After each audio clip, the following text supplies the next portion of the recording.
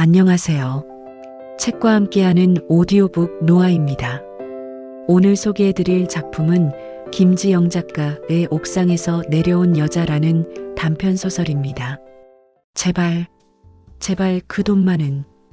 2024년 12월 어느 추운 겨울날 서울 강남구 한 빌딩 옥상, 65세 박영애 씨가 난간 끝에 서 있었습니다. 바람이 그녀의 하얀 머리카락을 흔들었습니다. 30년을 모은 돈이었는데 그녀의 손에는 한 장의 서류가 쥐어져 있었습니다. 사기 피해 신고서. 하지만 경찰은 말했습니다. 증거가 없으면 어렵습니다. 그날 박영애 씨는 결심했습니다. 죽는 것이 아니라 살아서 복수하기로. 3년 전 2021년 봄, 경기도 분당에 사는 박영애 씨, 당시 62세. 남편을 5년 전 먼저 떠나보낸 그녀는 홀로 살고 있었습니다. 엄마, 혼자 사시지 말고 우리 집으로 오세요. 서울에 사는 큰딸 지혜가 말했지만 그녀는 고개를 저었습니다. 아니다. 엄마는 여기가 좋아. 너희 아빠 추억도 있고. 박영애 씨는 남편과 함께 운영하던 작은 음식점을 30년간 했습니다. 새벽 4시에 일어나 재료를 다듬고 밤 10시가 넘어서야 문을 닫는 고된 살. 하지만 그들은 행복했습니다. 여보, 우리 노후자금 15억 모았어요. 남편이 돌아가시기 1년 전 통장을 보며 기뻐하던 그 순간. 고생 많았소. 이제 편하게 살아요. 하지만 남편은 갑작스런 심근경색으로 세상을 떠났습니다. 그 후 박영애 씨는 음식점을 정리하고 분당의 작은 아파트에서 홀로 살았습니다. 적금, 예금, 그리고 음식점을 정리한 돈. 총 15억 3천만 원. 이 돈으로 편하게 살다가 아이들한테 나눠주면 되겠지. 그녀는 그렇게 생각했습니다. 2021년 5월 어느 날, 동네 슈퍼에서 장을 보던 박영애 씨. 어머, 사모님, 오랜만이에요. 환한 미소를 지으며 다가온 30대 후반의 여성. 김미소, 예전에 그녀의 음식점에서 아르바이트를 했던 대학생이었습니다. 아이고, 미소야. 내가 여기서 뭐해? 저 이 근처로 이사 왔어요. 결혼도 하고요. 두 사람은 근처 카페에 앉았습니다. 사모님, 사장님은 어떻게 지내세요? 아버지는 5년 전에 돌아가셨어. 아, 죄송해요. 정말 좋은 분이셨는데. 김미소는 진심으로 슬퍼했습니다. 그날 이후 두 사람은 자주 만났습니다. 혼자 사는 박영애 씨에게 김미소는 딸 같은 존재가 되었습니다. 사모님, 제 남편 소개할게요. 부동산 일하는데 정말 성실한 사람이에요. 6월 어느 날 김미소는 남편 정우진을 데려왔습니다. 40대 초반의 정우진. 말쑥한 정장에 부드러운 미소. 어머님, 만나 뵙게 되어 영광입니다. 그는 정중했고 예의 바랐습니다. 미소한테 많이 들었어요. 정말 은혜를 많이 입었다고. 아니에요. 미소가 일 잘해서 내가 더 고마웠지. 그날부터 정우진은 박영애 씨를 자주 찾아왔습니다. 무거운 짐을 들어주고 고장난 가전제품을 고쳐주고 병원 갈 때 차로 데려다 주었습니다. 어머님, 혼자 계시는데 불편하시죠? 제가 자주 들를게요. 박영애 씨는 감동했습니다. 요새 젊은 사람들이 어디 이렇게 친절하니? 2021년 8월, 정우진이 진지한 표정으로 말을 꺼냈습니다. 어머님, 혹시 여유 자금이 좀 있으시면 투자하실 생각 없으세요? 투자? 그게 뭔데? 제가 요즘 좋은 물건을 알게 됐어요. 수원에 재개발 들어가는 지역인데. 그는 서류 뭉치를 꺼냈습니다. 여기 보세요. 구청에서 발표한 재개발 계획서예요. 서류에는 정말로 구청 도장이 찍혀 있었습니다. 지금 이 땅을 사두면 1년 후에 최소 3배는 오를 거예요. 3배? 그럼 네, 5억을 투자하시면 15억이 되는 거죠. 박영애 씨는 망설였습니다. 근데 땅 투자는 위험하지 않나? 어머님, 제가 어머님을 속이겠어요? 미소한테 그렇게 신세졌는데 정우진의 눈에는 진심이 가득했습니다. 저도 제 돈 3억 넣었어요. 제 부모님도 2억 투자하셨고요. 그는 자신의 통장을 보여주었습니다. 정말로 3억이 빠져나간 흔적이 있었습니다. 그리고 혹시 모르니까 제가 보증을 설게요. 정우진은 자신의 아파트 등기권리증을 꺼냈습니다. 이거 제 아파트예요. 시세 6억짜리인데 이걸 담보로 드릴게요. 아니, 그럴 필요까지야. 어머님께서 불안하실까 봐요. 이렇게라도 해야 제 마음이 편해요. 박영애 씨는 큰딸 지혜에게 전화했습니다. 지혜야, 엄마가 투자 좀 하려고 하는데. 엄마, 무슨 투자요? 요새 사기가 얼마나 많은데. 아니야, 이 친구는 믿을만해. 엄마가 15년 넘게 봐온 애야. 그래도 조심하세요. 요새 아는 사람이 더 무섭다니까요. 하지만 박영애 씨의 마음은 기울고 있었습니다. 미소는 내가 15년을 봤어. 그 애가 나를 속일 리가. 그리고 정우진도 자기 집을 담보로 준다는데. 2021년 9월 15일 박영애 씨는 12억을 정우진에게 맡겼습니다. 어머님, 1년만 기다리세요. 제가 꼭 성공시켜 드릴게요. 계약서에는 정우진의 아파트가 담보로 잡혀 있었고 공증까지 마쳤습니다.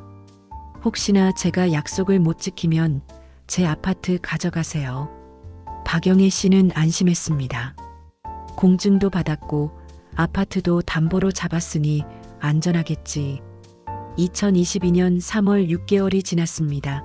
우진 씨, 공사는 잘 진행되고 있어요? 네, 어머님. 다음 주에 현장 한번 같이 가보실래요?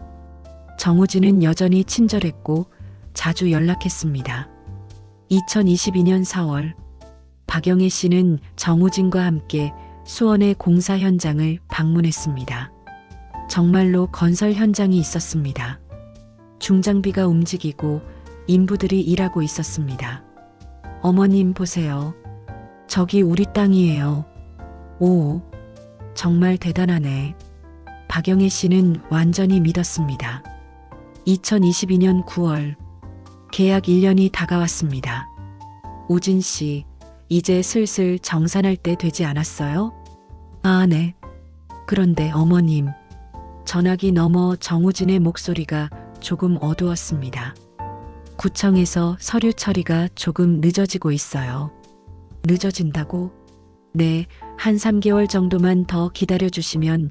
박영애 씨는 불안했지만 믿기로 했습니다. 공사도 하고 있고 담보도 있으니까. 2022년 12월, 우진 씨, 이제 정말 돈 돌려받아야 하는데. 어머님, 죄송해요. 조금만 더. 정우진의 목소리에는 초조함이 묻어났습니다. 2023년 1월, 박영애 씨는 수원 현장을 다시 방문했습니다. 그런데 공사는 중단되어 있었습니다. 현장은 텅 비어 있었고 인부도 보이지 않았습니다.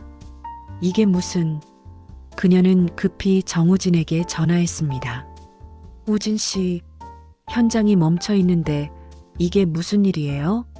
어머님, 그게 당장 만나요. 지금 당장. 2023년 1월 20일, 카페에서 만난 정우진. 그의 얼굴은 초췌했습니다. 어머님, 죄송합니다. 무슨 일인지 설명해봐요. 재개발이 무산됐어요. 뭐라고? 구청에서 계획을 취소했어요. 환경 문제 때문에. 박영애 씨는 머리가 하얗게 변했습니다. 그럼 내 돈은? 투자금은 대부분 공사비로 들어갔고 얼마나 남았어요?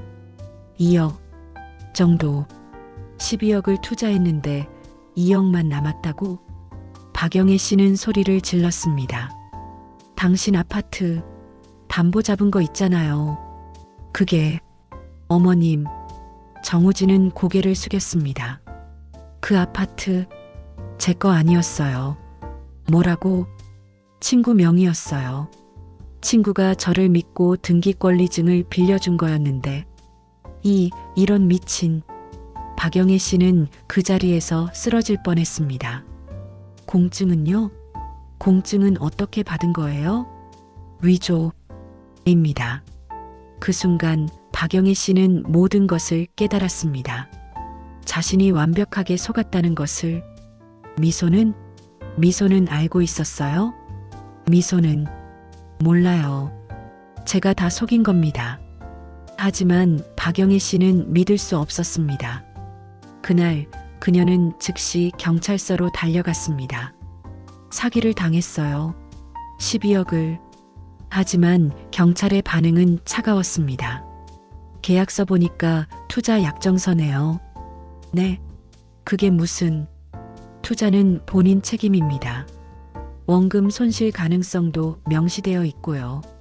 하지만 담보가 위조됐잖아요. 그 부분은 입증이 어렵습니다. 계약 당시 본인이 확인했어야죠.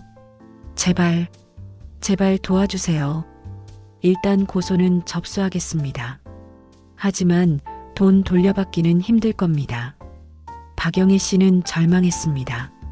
집으로 돌아와 통장을 확인했습니다. 남은 돈 3억 3천만 원. 30년을 모은 15억 중에서 12억이 사라졌습니다. 여보, 미안해요. 내가 바보였어요. 그녀는 밤새 울었습니다. 2023년 2월, 큰딸 지혜가 집으로 찾아왔습니다. 엄마, 어떻게 이럴 수가 있어요? 미안하다. 엄마가 잘못했어. 엄마 혼자 쓰실 돈도 아니잖아요. 우리 유산이기도 하다고요. 지혜는 울면서 소리쳤습니다. 엄마가 이랬으면 엄마 돈이지 무슨 유산이니? 박영애 씨도 지지 않았습니다. 그럼 우리는요? 우리도 엄마 믿고 있었는데. 나도 속은 거야. 나도 피해자라고. 모녀는 그날 크게 싸웠습니다. 둘째 아들 민준도 찾아왔습니다. 어머니, 제 사업 자금 3억 빌려주시기로 한 거 기억하시죠? 민준아, 지금은 안 돼. 어머니, 약속하셨잖아요. 지금 엄마가 돈이 없어. 3억도 없어요? 15억 있다고 하셨잖아요. 박영애 씨는 사실을 말할 수 없었습니다. 나중에 줄게. 민주는 실망한 표정으로 돌아섰습니다. 어머니, 저 정말 실망했어요. 자식들과의 관계가 틀어졌습니다. 2023년 3월, 박영애 씨는 김미소를 찾아갔습니다. 미소야, 너 정말 몰랐니? 사모님, 저도 당했어요. 이혼했어요. 미소는 울고 있었습니다. 그 사람, 제 돈 2억도 가져갔어요. 정말이니?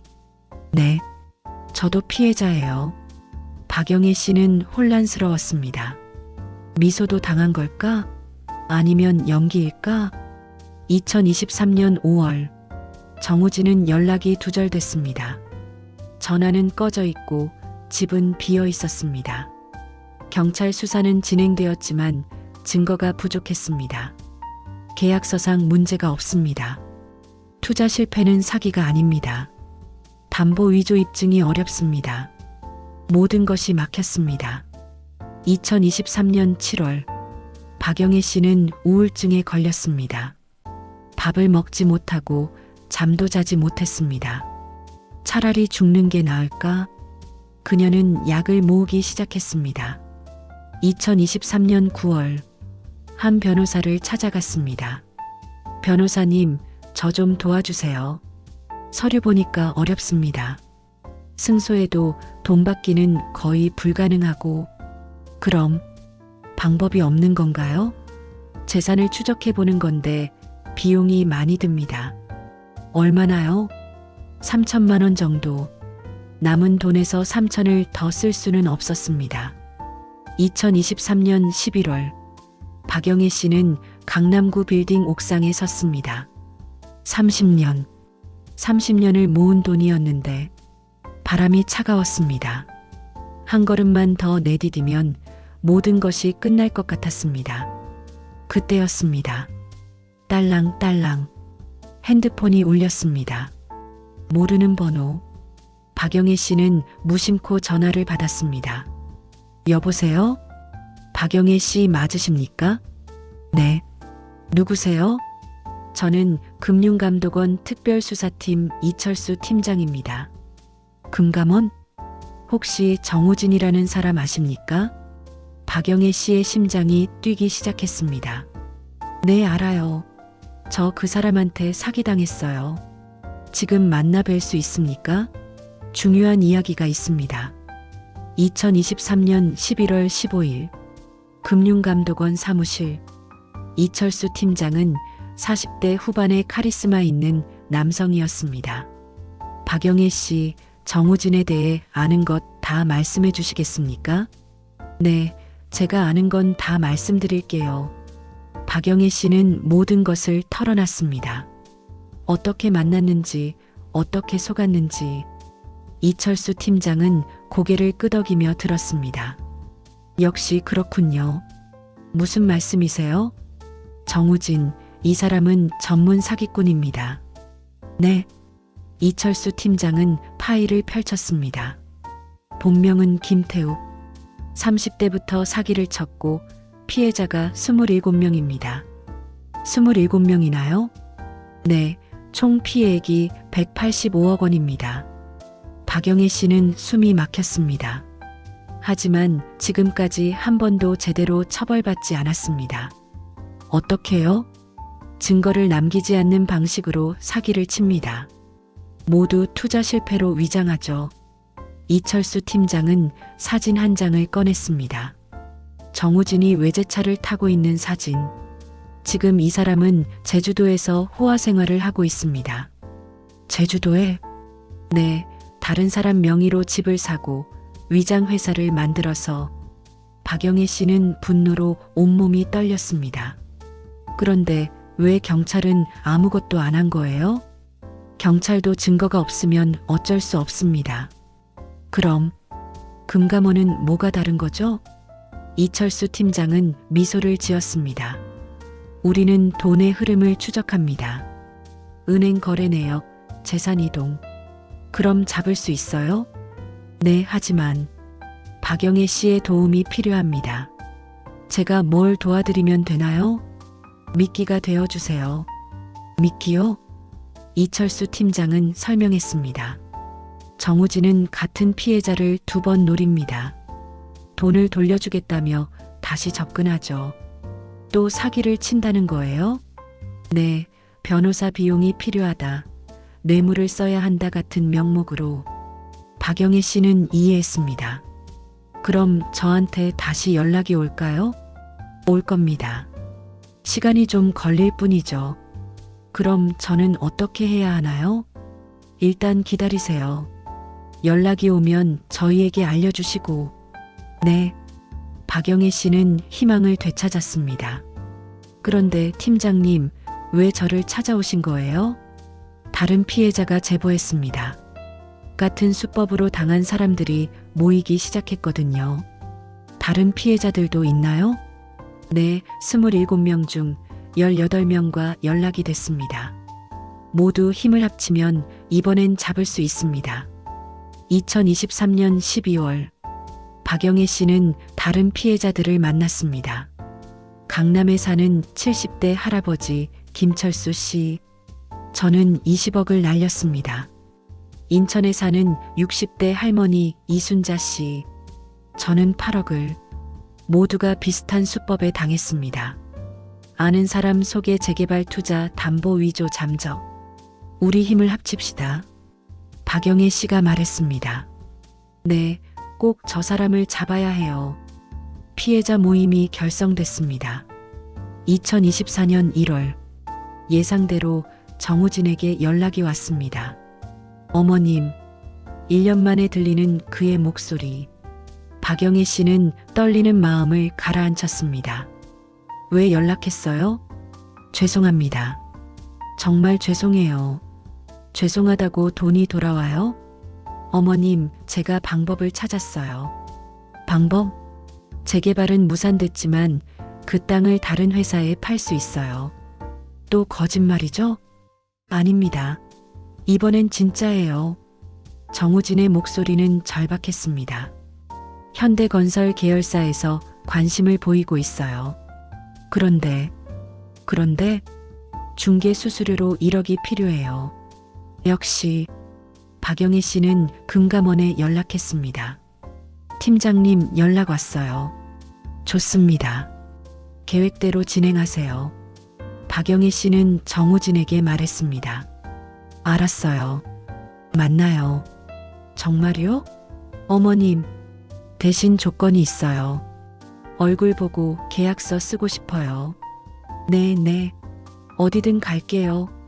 2024년 2월 14일 서울 강남역 근처 카페. 정우진이 나타났습니다. 여전히 말쑥한 정장 차림. 어머님, 정말 감사합니다. 그 순간 정우진 씨, 금융감독원입니다. 이철수 팀장과 직원들이 나타났습니다. 정우진의 얼굴이 하얗게 질렸습니다. 뭐예요? 동행해 주시겠습니까? 저는 도망치지 마세요. 건물 밖에 경찰이 대기하고 있습니다.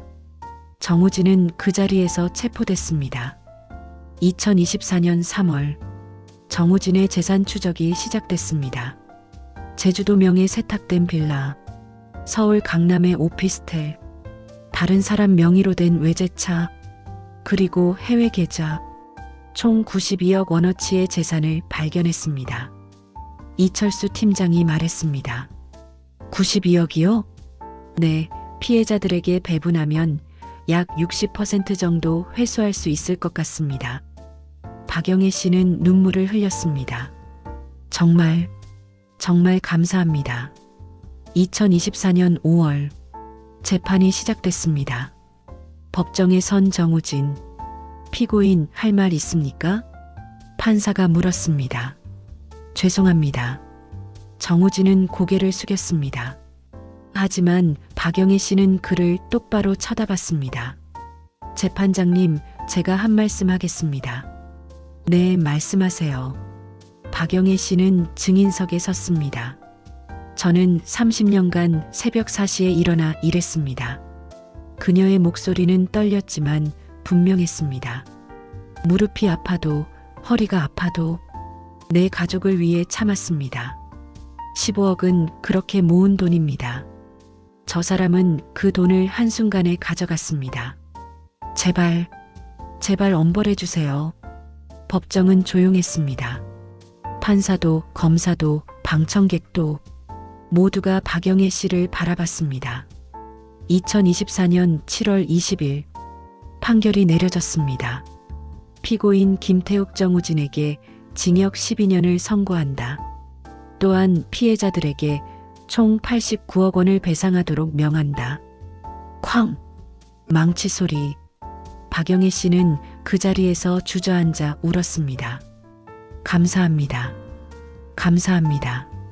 2024년 9월 박영애 씨는 7억 2천만 원을 돌려받았습니다. 12억 중 60%였지만 그녀는 감사했습니다. 없는 줄 알았던 돈인데 반이라도 돌아와서 다행이야. 처음으로 딸 지혜에게 전화했습니다. 지혜야, 네 엄마, 미안했어. 그리고 고마워. 엄마가 철없었어. 하지만 이제 괜찮아.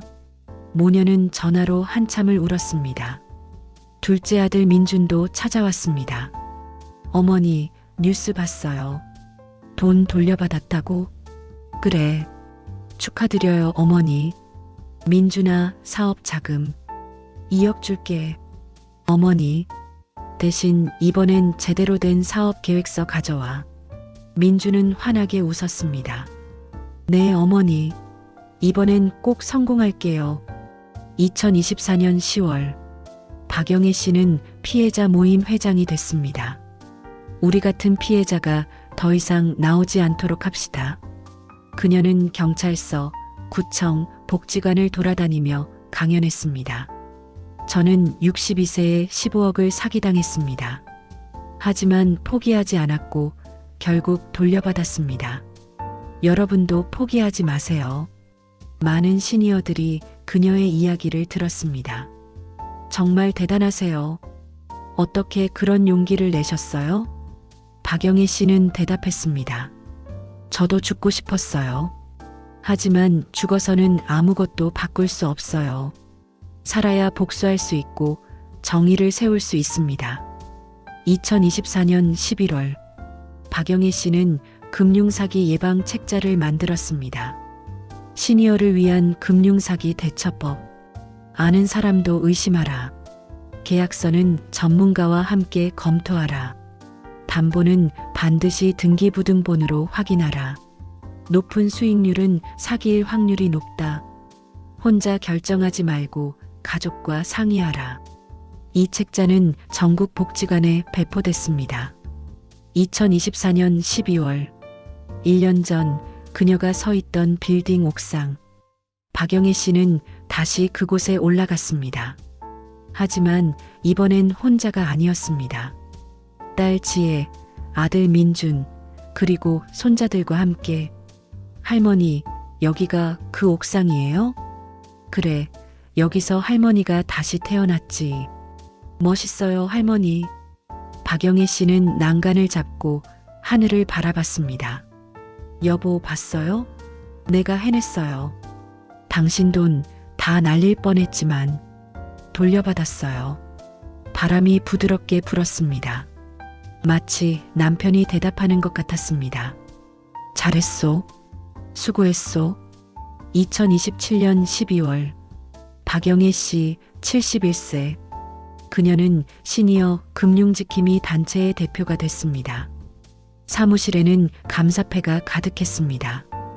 올해도 127명의 사기를 예방했습니다. 직원이 보고했습니다. 잘했어요. 계속 열심히 합시다. 박영애 씨는 미소 지었습니다. 그날 저녁, 가족들이 모여 그녀의 생일을 축하했습니다. 엄마, 생일 축하해요. 할머니, 축하드려요. 케이크에 촛불이 켜졌습니다. 소원 빌어요, 할머니. 박영애 씨는 눈을 감았습니다. 여보, 나 잘 살고 있어요. 힘들 때도 있지만 행복해요. 우리 자식들도 잘 크고 있고 이제 당신 걱정 마세요. 호호. 촛불을 끄는 소리, 가족들의 박수 소리. 박영애 씨는 눈을 떴습니다. 그녀의 눈에는 눈물이 맺혀 있었지만 얼굴에는 환한 미소가 번졌습니다. 감사합니다. 모두 감사합니다. 박영애 씨는 62세에 인생 최대의 위기를 맞았습니다. 30년 모은 15억 중 12억을 사기당했습니다. 하지만 그녀는 포기하지 않았습니다. 3년간의 싸움 끝에 7억 2천만 원을 되찾았고 더 나아가 많은 시니어들을 보호하는 활동가가 됐습니다. 나이는 숫자에 불과합니다. 중요한 것은 포기하지 않는 마음입니다. 여러분도 어려움에 처했을 때 박영애 씨를 기억하세요. 절망 속에서도 희망은 있습니다. 그리고 정의는 반드시 승리합니다.